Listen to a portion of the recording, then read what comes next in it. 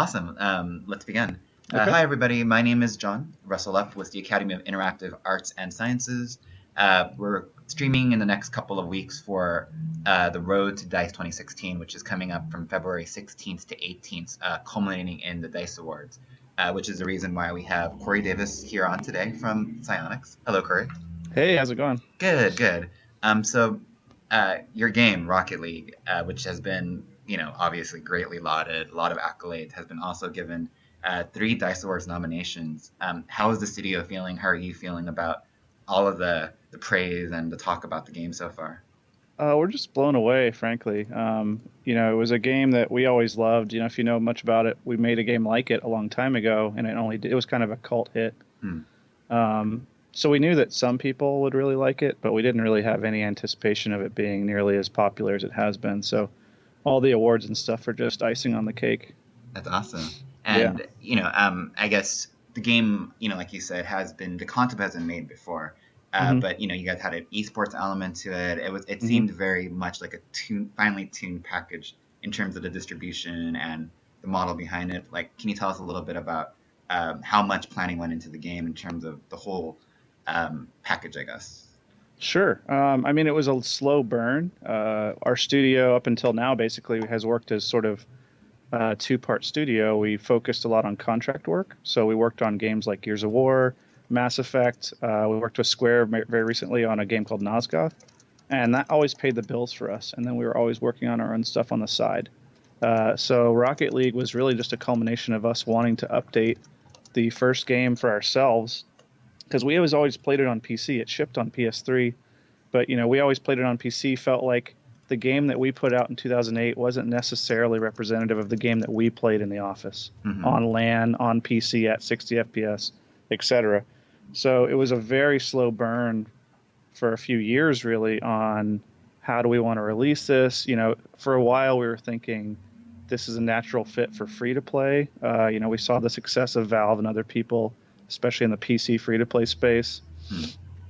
and so we're thinking that made sense. And then the more we looked at it, the more we got into the game, it didn't quite fit what Rocket League was. We were going to have to turn on all these things to try to make money and sell hats, and uh, it just felt like the right thing to do was just to make the game we were going to make and find a way to get it to as many people as we could. Hmm. So yeah, it was like I said, probably 2 years of iteration on a game that we already knew what the game was. That's Um, awesome.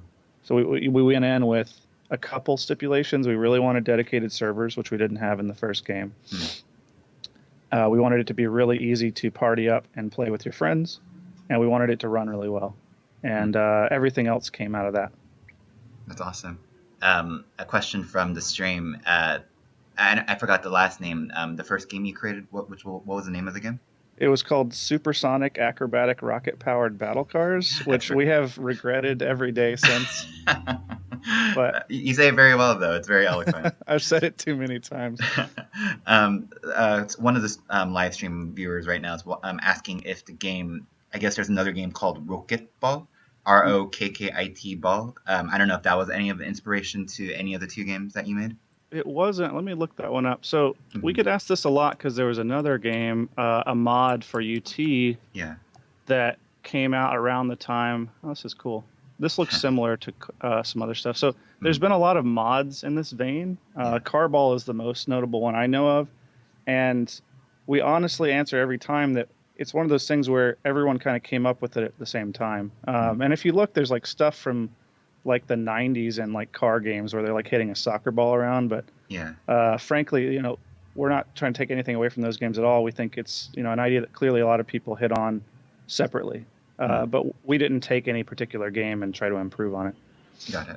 Yeah. And going back to the game itself, I guess the design wise, esports seems like a huge element of it. Was that planned from the beginning, or did that come out as a success of how many players were playing the game?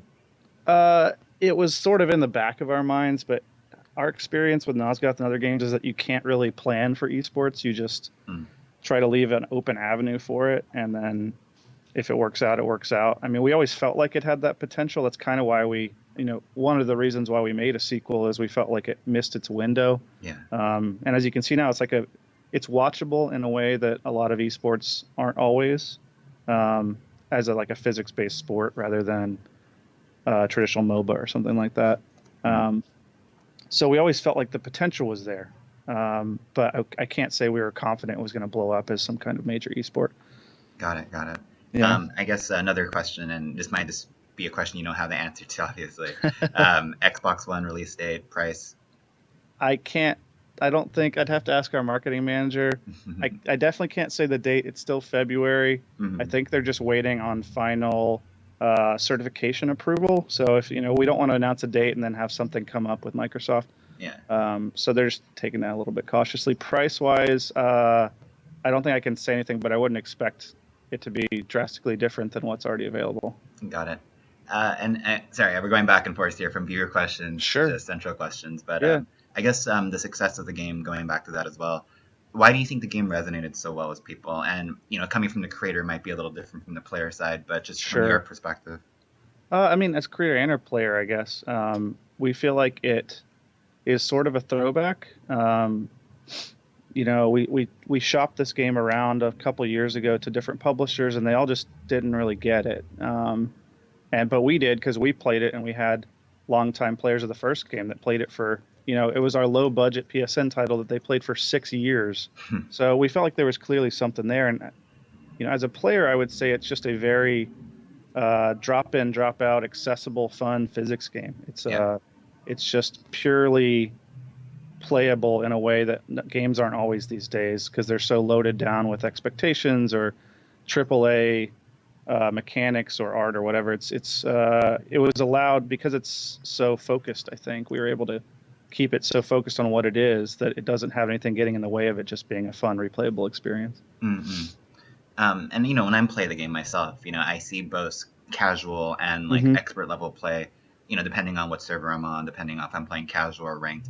Right. Any big surprises you saw as being in the back, I guess the back seat, Mhm. seeing anything interesting that maybe you didn't intend for, or seeing something that players are kind of you know mastering that you didn't expect. Sure. The first one I would say is actually how accessible it has been. Mm, Our number one concern shipping the game based on the first game was that it was too hard. mm, Because if you think about it, it's actually a very demanding game to do anything complex. Like learning to rocket fly and shoot goals is fairly challenging. mm, And some of the advice we got, in years past was that it was just too hard. People wouldn't stick around long enough to learn how to get good, so they'd never experience the really cool parts of the game. mm-hmm. And we were like very pleasantly surprised with how much people enjoyed being bad at it. Um, like it seemed like it was funny enough to play with your friends and all be terrible, and then eventually you sort of just became good. Mm-hmm. And that smoothed that transition over, which we didn't really plan for. It just kind of fell into our laps. Mm, So that was really nice. The other end, obviously, the high end. We know with our games that the day we put a game out, the players will be better than we are at it. yeah. So I wouldn't say we're too surprised with some of the crazy stuff they do, but um, some of the aerial stuff that they're able to pull out of our physics engine is still flabbergasting to us when we see the gifs on Reddit. And I guess do you really participate or engage with fans in terms of looking at what's been made and seeing any feedback Yeah, you can give? yeah, we're on the subreddit all the time. Yeah. That's just turned into. We had a forum that we were more active on previously, but the subreddit seems to be the focal point for the community, so we try to be pretty active on there. We've been posting sort of update previews the last couple of weeks and commenting in those threads with all the questions people have. That's cool. So yeah, very involved. And going from there too, like what's really changed, especially from the release of the first game to now, in terms of the game itself, like making the game and engaging with fans. Hmm. Has anything really changed for you that you've seen, whether it's Engage easier or harder? engagement, I would say it's a little bit easier just because there's more avenues. Back when we just had a forum and it was on PS3, the average user is much less likely to end up on a discussion forum about the game. Hmm. In this case, Reddit is so popular and we can put in social links into the game and people tweet at us. There's just a lot more exposure to the average user, I think. Hmm. And the other side is Twitch was amazing in terms of, we really never got to watch people play our game before, Hmm. except, besides you bring in somebody to focus test or something like that. But Hmm. these days we put the beta out and we just watched Twitch streamers play it, and they were doing stuff or struggling with things, you get to see all those friction points and try to fix them before the game actually comes out. Or since then, we can just watch a pro player, listen to their complaints, try to address stuff, even without them having to post a Reddit thread. So it's become like an easier beta period instead of having to make it closed and having to get analytics from the game. You just watch things pretty much and see how people play. Yeah. Also, like if you talk to a lot of game studios, some of the most useful feedback when you bring in testers isn't what they tell you, it's what they're doing or struggling with or saying when they're not really thinking about it. Like they'll, Hmm. they'll sit them down and play a session, and then they'll bring them out and they'll like have a feedback session. And oftentimes the specific feedback they give is much less relevant than what they said offhand while they were frustrated while they were playing, or what part of the menu they got stuck on. So Mm-hmm. that sort of visibility for free, just giving the game out and seeing how people interact with it, has been really, really useful. That's cool. Yeah. Another question from the stream. Have you guys ever considered a free-to-play release? I know earlier you said it wasn't in, it wasn't part of the Rocket League like Right. mold, but I guess like a lot of games do nowadays. Do you guys eventually plan to do that, or have any inkling? We definitely don't have a like. How do I say this the right way? We don't have any plans and set for what we want to do in the future besides keep supporting the game, Mm-hmm. especially with free updates. Monetization wise, we're still figuring out if we want to keep doing DLC packs like we've been doing or explore other options. Mm-hmm. Um, I honestly don't know. Obviously, free to play at some point would be appealing in terms of bringing in more and more people. Yeah.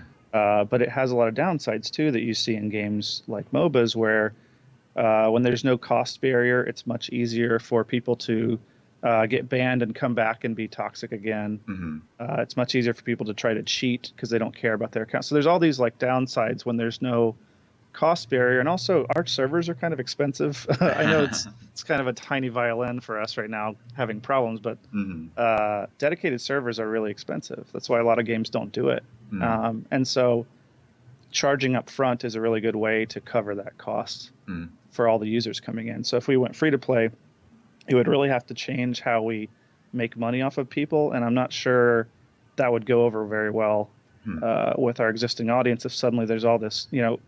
The way we like to say it usually is we're game developers, we're not economy designers, and a lot of Mm-hmm. times, when we've worked with free to play in the past or talked to friends that are in free to play, it's a very different type of business. Yeah. You're more focused on converting people into spending money than making the best game experience there is. So Mm-hmm. our tendencies always run more towards what Rocket League is now, or maybe something like CS:GO, where there's a flat cost and then there's things you can buy additionally, Mm-hmm. but it's not just straight up free. But like Yeah. I Yeah. said, anything could happen. Just a couple more questions, I guess, for me. Sure. In terms of, you talked about a little bit about community and about Mm-hmm. toxicity. Do you consider the Rocket League community to be pretty positive and, I guess cheater free? And how come, if that is the case? I would say on average, yes. There's always going to be bad people, and we don't have currently. It's coming out in the next update. We don't currently have any way to report Mm-hmm. bad actors, basically. So we're trying to improve that.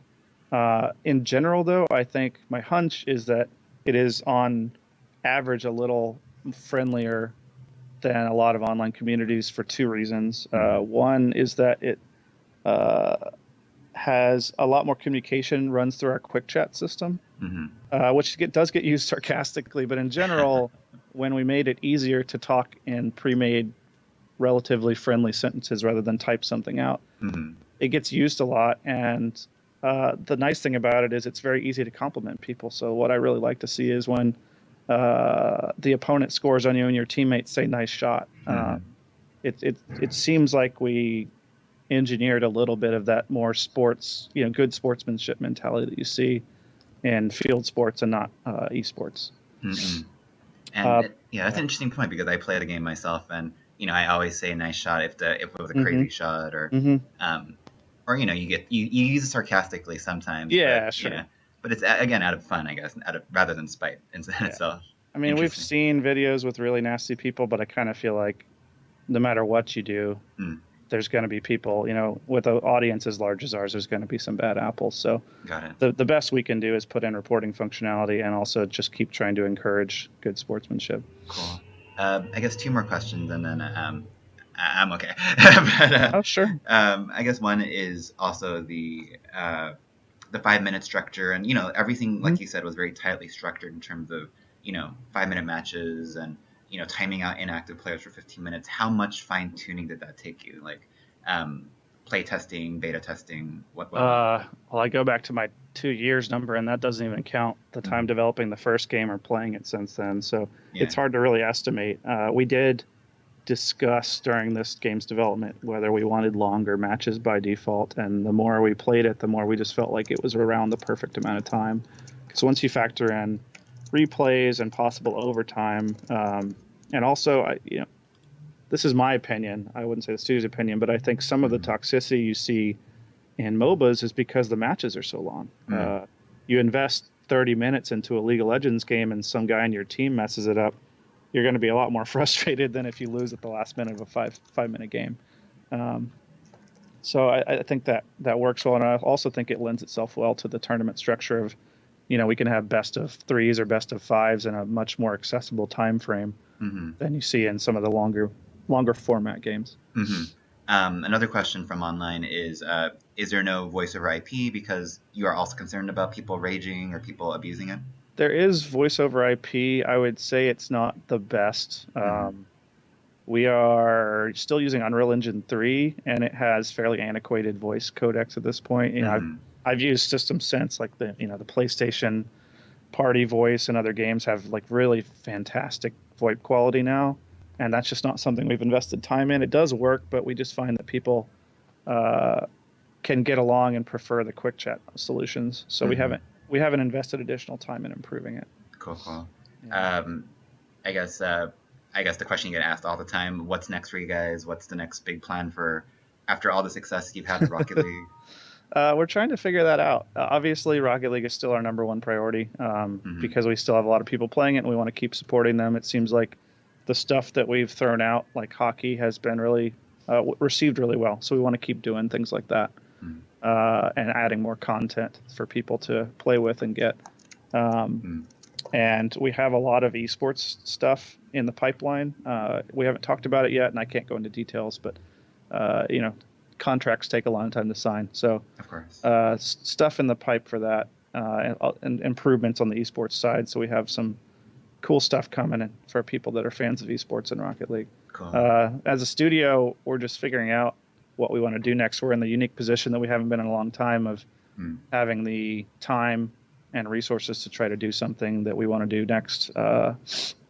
Whereas before, we'd have to take another contract or something like that. So Yeah. it's a little bit new for us because it's very wide open. So we're trying to figure out the right way to go forward. Cool.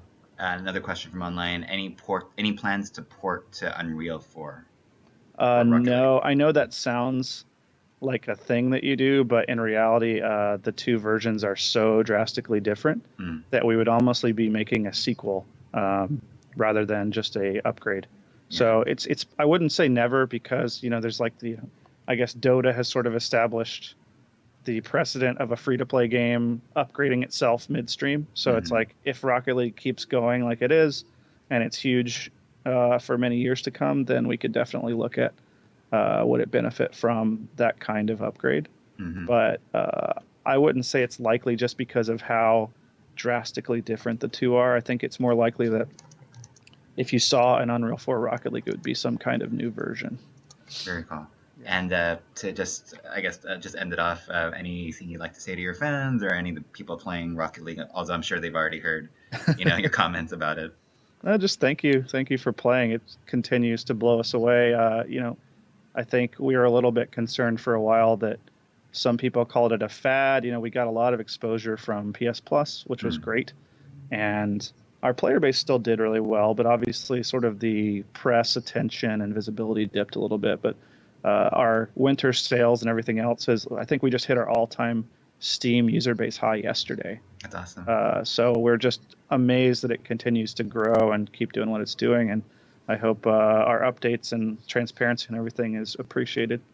Very cool. And from as a guy that plays the game myself and really enjoying it, and from a lot of the viewers and people playing it, thank you for the game. Thank you to the studio, and Thank you for taking time to talk to us. It's We really awesome. appreciate it. Yeah, thank you.